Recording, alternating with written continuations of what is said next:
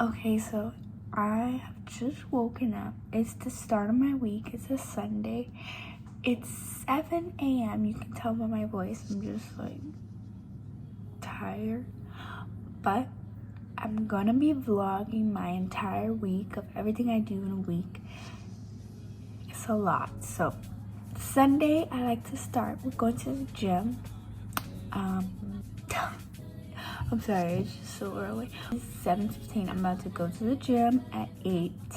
And then I'm gonna head to Trader Joe's and pick up my weekly groceries. So it's just a quick early morning thing. It usually takes me about an hour and 45 minutes, an hour and a half, or 2 hours. And then I come home and I chill for the day. So yeah. But right now I'm gonna make some tea to open up my vocal cords because they're clearly clogged.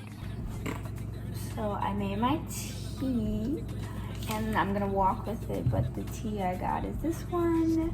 I drink this every morning because I don't like caffeine. Oh my, this is so hot. This is my outfit of the day. I don't know if you can see.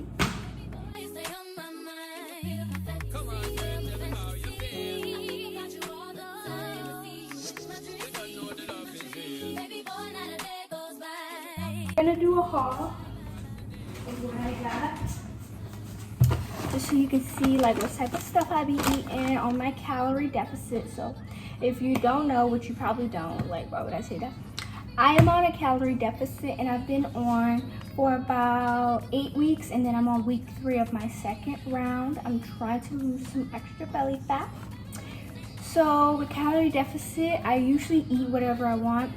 I tend to go towards healthier stuff, but I usually eat whatever I want just within the deficit. So I ate a whole tub of ice cream that was the Target's lower fat ice cream. I ate that yesterday. So as long as you stay in your deficit, you can eat whatever you want, kind of. You can't eat like 10 chocolate bars because then you're not gonna be full and then you're gonna be starving.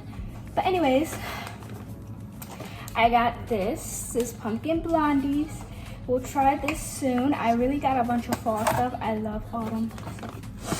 I got this oatmeal, which I'm about to eat now. Post gym meal. Lord, I'm so exhausted. I don't even know how to explain it. I'm so tired. I just carried a scooter across the street. A package. Oh my God. I got this mozzarella ball here because I'm gonna make flatbread pizzas for work and take that to work. So I'm gonna make that, like margarita pizza thingies. I got some carrots for some chickpea curry I'm going to make. Some russet potatoes. You can do a lot with this. I like to cut them up, eat them with garlic powder. Okay, what else? Oh my God, okay, I'm sorry. Tomatoes. I got tomatoes. That's for my pizza. Onions.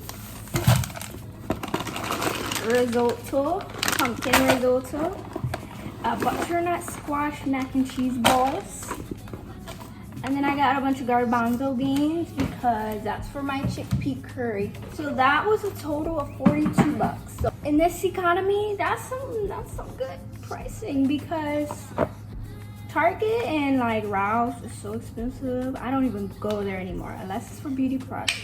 Oh yeah, I think I'm delirious due to carrying a scooter across the street and also going to the gym and taking a bus to Trader Joe's. I'm really exhausted, so. I'm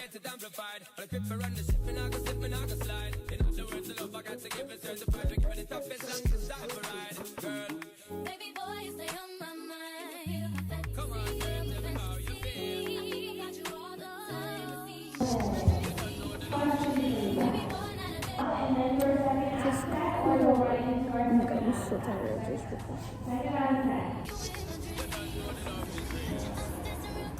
So I'm going on a walk. It's really nice out. So I like to go on a walk on my break. If you don't know, this is the Hancock Park area. Life. I'm so tired. I am so tired. But I get Chipotle today, so life is good. Okay, so I'm back home from work. I'm so exhausted, but I did have Chipotle, so I feel good. but I'm gonna go over just how I practice at home because I'm currently not enrolled in dance, or I'm currently not in any acting classes right now. It's just I had a really busy past few months, so I've been practicing a lot at home. Like right now I've been really heavily focused on dance, but I do practice at home and I enjoy practicing at home. So for practicing at home, I said that 3 times. I like to do voice acting practice because recently I discovered that I want to do voice acting as well because I already feel like I have a really natural high voice, kind of like the girl from Bob's Burgers. Not exactly like her, but I don't know, my voice reminds me of her. I have this script here and I'm gonna break it down with you guys and show you what I do. And then I also have this script here, a normal self-tape that I like to do. So I'm gonna just go through my process. So this is what I do. I am not a professional.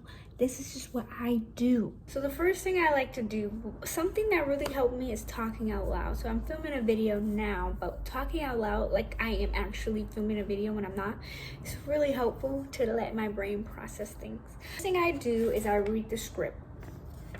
Obviously you wanna read it and understand it and see what the vibe is. To see what's happening, anything you notice, and then stop, read it again.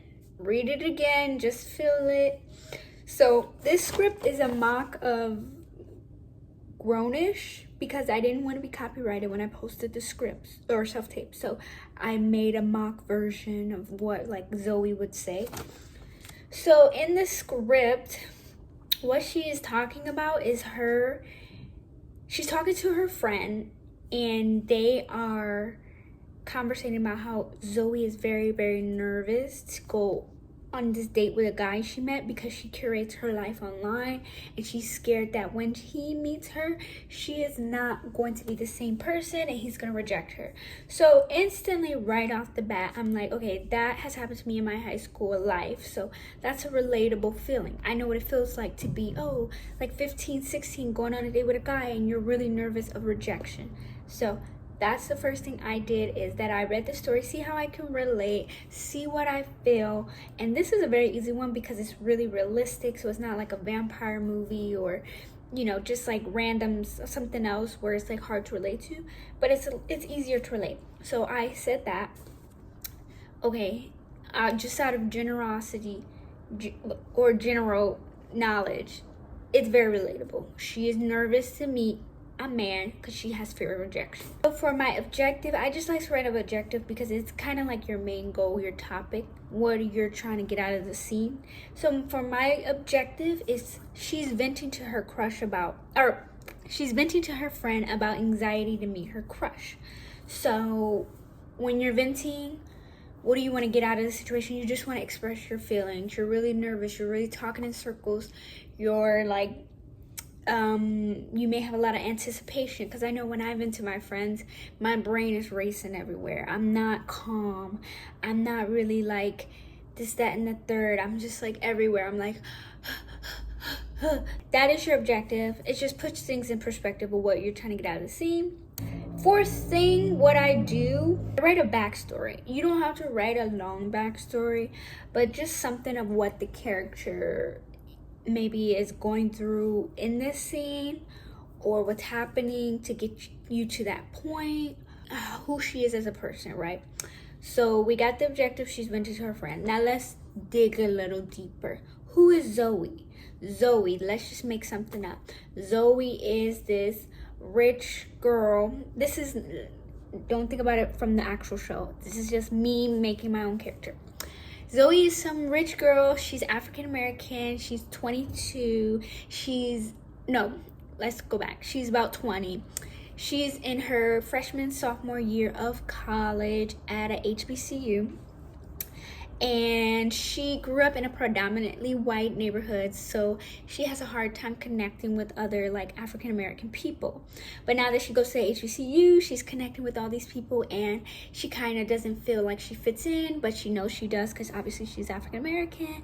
And she just has a hard time connecting with people socially. So she does have a friend from the school who she met her first day, and she's happy about that, but she's just not like connecting with other girls and other men, like going to all these parties. She's just not connecting with people. She wants to connect with them. So she also has a life. She also is like an influencer. She has this huge life on her Instagram platform. She has millions of, not millions, let's say thousands of followers.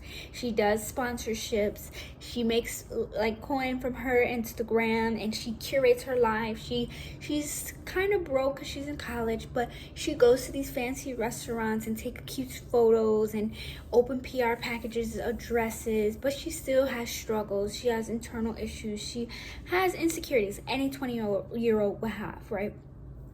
So she has this life in the real world. She's struggling a little bit in college, connecting with people, but she's also this popular influencer on like social media. So she has all these followers, and she's trying to connect with her college student mates. So like for me, that's what I thought of. You could think of something completely different. You could say she was like a poor girl from the Bronx, moved to HBCU school and having trouble connecting, or she's insecure. Like it could be anything. Just make up something that feels right to you, and that relates to me, so I am able to connect with the character more. So now that I have a short little background, so that could show like fear, rejection, like she got rejected a lot by the other kids, or inner thoughts. So I just learned this, even though it's self-explanatory in acting, but I just learned about inner thoughts.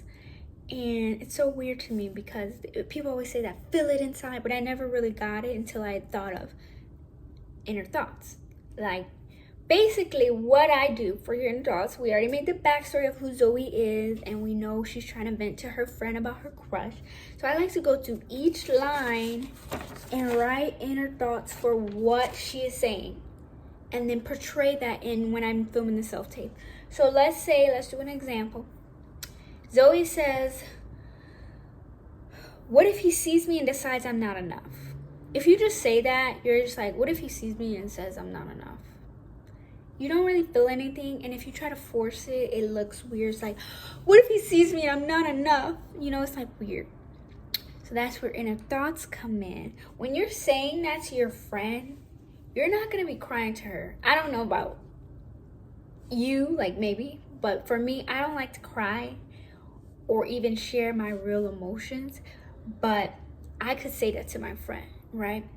But deep down, what am I thinking internally? I'm thinking, what if I'm not worthy of love? What if I'm ugly? I'm not gonna say, what if I'm ugly? What if I'm not worthy of love to my friend? No, but deep down, what I'm thinking, what I'm feeling is that, am I worthy of this man's love? I was rejected in the past and I'm not worthy of his love. What if he just really does not like me for who I am? Because that's what I went through before. That's what I'm thinking while I say, what if he sees me and decides I'm not enough? To my friend. And it comes off a little bit more like realistic, because when you're talking normally, you typically say things but feel them inside. That's why people can read body language so well, because you say things but you feel something else inside, and they're like, do you really mean that? So for example, a good example is, I'm fine. If you're really fine and really like happy, you're like, I'm fine. Like you feel good, like you're like, I'm fine. Like you think about someone you like, or you're thinking about how you just had Chipotle and it was so good, so now it's sunny and you're about to take a nap. You're like, I'm fine. Or you're like really upset and you're really angry and you feel like, I'm fine. People can tell instantly like you're not fine. You're just saying you're fine, but your inner thoughts are saying like, I'm pissed off right now, I'm so angry right now, like you stupid. And that's why it was such a big brain fart to me when I learned about inner thoughts, because it really helps you when you want to convey a subtle emotion. And that's what I do for each line. You don't have to do each line, obviously, but for most of the lines, I like to write what what's happening. Then, you know, you have your 4 or 5 steps. I don't remember which number we're on. I'm yapping a really long time, but you basically put that together. You film your self-tape. You remember what she did in the backstory. You know, you don't have to think about that during it, but then you embody who she is, feel it, let it go, and then when you film your self-tape, obviously you remember the lines. But while you're saying the lines, you think about your inner thoughts, and then you allow that to flow out. You allow it to flow out, and hopefully you'll get a decent performance. So I feel like me having a process that I feel comfortable and confident in is so important, because I'm just a very logical step-by-step. That is literally how I learn, is step-by-step. Do this, do this, do this, and you'll get this. And this is kind of what I got, and it feels really good when I do it. So I wanted to share it. So yeah, it's very similar to voice acting too, but I don't want to go on too long. But voice acting is very similar. You kind of just do, like, use your imagination. Like, if you're voicing SpongeBob, you want to imagine SpongeBob is actually doing the things that you're saying, like, in your mind, like, visualize it, and then be very physical, more physical compared to film. Film, you want to be a little more subtle and natural, but voice, you can be really physical, because it helps convey the character through an animation. But yes, that is my acting routine. So I will be back tomorrow, because I have dance class tomorrow, and I'll show you my dance class. And then Thursday we'll film the self-tape, and I'll show you my setup for that.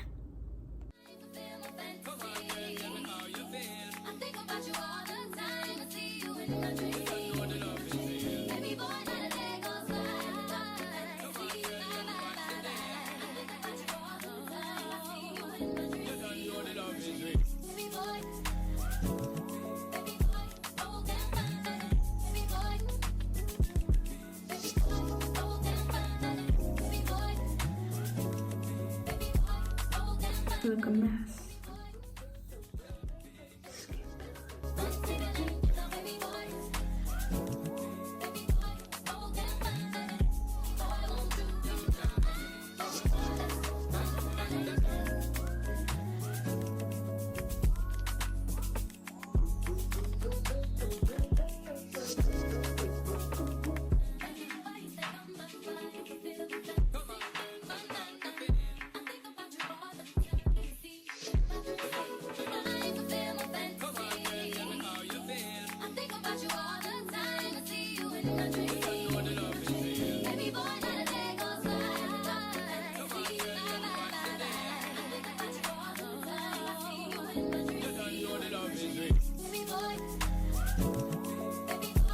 Okay, y'all, so today is Thursday. I already showed you I was at the gym today this morning. I already ate, but I want to film my self-tape. I film a self-tape every Thursday, no matter if I have like an audition or anything, but I film a self-tape and I post it on YouTube.